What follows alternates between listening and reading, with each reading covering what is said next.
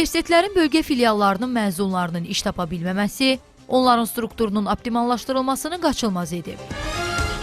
Diplom alıb da elə həmin diplomu evdə saxlayacaqsa, işlə təmin oluna bilməyəcəksə, o filialı bitirməyin bir o qədər də əhəmiyyəti yoxdur.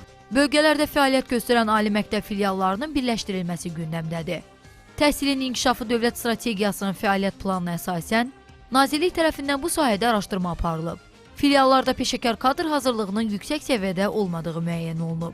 İşə götürənlər tərəfindən də onların məzunlarına maraq göstərilmədiyi ortaya çıxıb. Elmi-pedaqoji potensialı yüksək olmayan ali təhsil müəssisələrinin müəllim hazırlığına da beləliklə son qoyulmuş olacaq.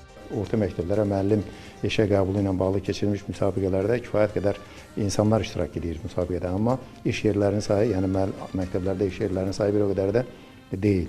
Orta təhsil müəssisələrimizə lazım olan kadrlar sayı az, amma keyfiyyətli kadrlara ehtiyac var. Filialların birləşdirilməsi zamanı 2014-2018-ci il bölgələrin sosial-iqtisadi inkişafı proqramı da nəzərə alınır. Bölgələrdə ehtiyac duyulan kadr təminatının ödənilməsi prioritet hesab olunur. Azərbaycanda dövlət və özəl daxil olmaqla 53 ali təhsil müəssisəsi var. Onlardan yalnız 3-ünün bölgələrdə filialları var. Pedaqoji Universitetinin Şəki, Quba, Şamaxı, Cəlilabad, Ağcabədidə, İqtisad Universitetinin Zaqatalada, Bakı Dövlət Universitetinin isə Qazaxda olmaqla ümumilikdə 7 filial fəaliyyət göstərir.